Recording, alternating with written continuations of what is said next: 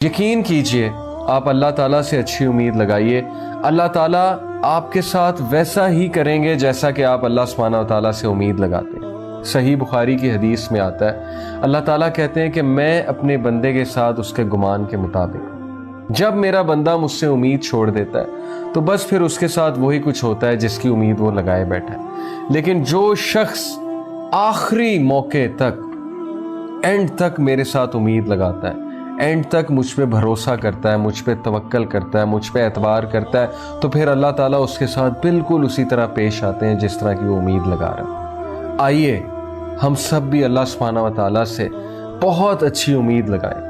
हम मत ये कहें कि अल्लाह ताला ने हमें पनिश कर दिया, हम मत ये कहें कि अल्लाह ताला ने मुझे ज़लीलो ख्वार कर दिया, नाउज़ बिल्लाह।